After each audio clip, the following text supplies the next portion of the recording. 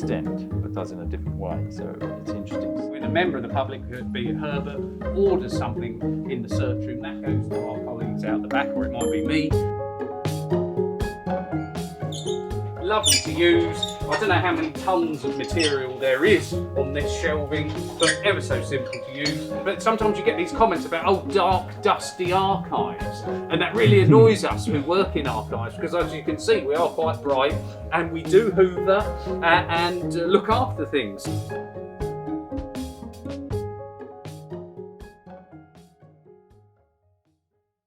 I've just got a few bits out for you to have a look at, just to give you an idea, the sorts of things that we look after here, and also what might just be really interesting, and we always like getting things out and having a chat about them.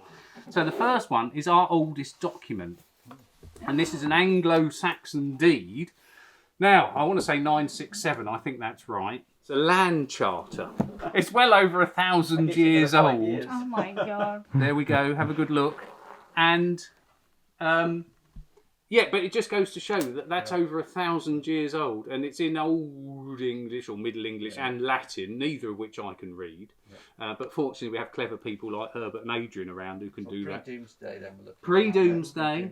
Pre the conquest. Pre the conquest. But these people will never look at this in the future, will they? They won't see it. It'll be an image. What the technology will be in 20 years' time, which might be able to retrospectively come back and suck up all that digital material that's floating around in different mediums. So I think, you know, in a way, I you know, one has to be quite heartened that there will be a technological revolution in archiving digital imagery. This is a Bible that belonged to Charles I. Oh, crazy, isn't it? And you can see his initials at the top, CR, and the Royal Arms of England. I won't get it out of the box because the boards are completely detached from the text block.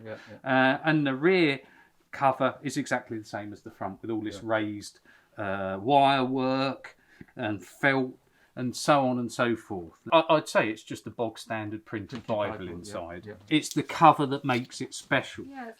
This Bible was King Charles I's, afterwards my grandfather's, Patrick Young Esquire, who was library keeper to His Majesty, now given to the church at Broomfield by me, Sarah Atwood, 1723. Wow.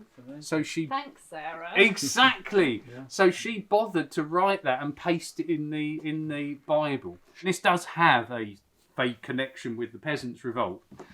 And this is our map of Chelmsford, the Walker map of Chelmsford from 1591. But in the top, you see, that's where they would hold court, have their courts and pronounce sentences on thieves and vagabonds and so on. So potentially this is the building where that guy tried to perhaps get justice for himself and for the other rebels. What looks like the goalposts are actually the town gallows. So was that chap convicted here, taken up, past where the railway station is, and then dispatched here. It's a little in that instance, but we know from later records, 16th century records, that you know those are in action, those are being used. That's all built on now.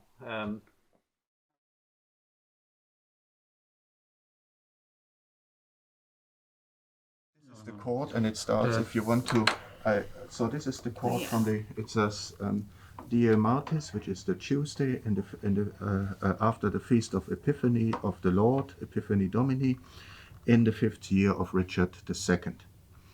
And it starts with a guy called Richard in the Hale, or Richard at the Hale.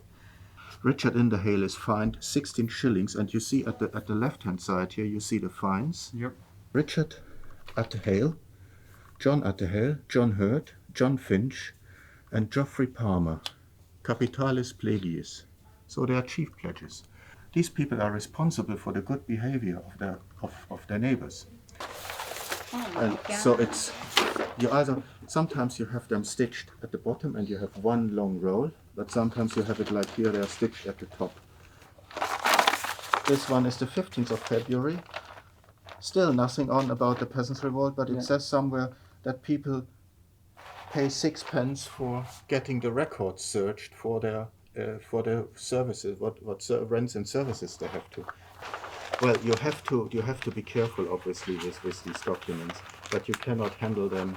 I mean, sometimes like this, you have to touch them in order to get. So this is another interesting case.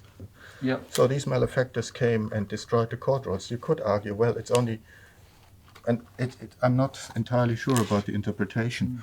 Are these the ringleaders? Are the other people coming from outside? Although the photos normally are of good quality and you can enlarge, it's still easier to read this, especially when you have a faded one. Yeah. You can always ask for the ultraviolet Yes, lamp. you can use UV. Okay, thank you very much. No, no. And that's That's excellent. yours.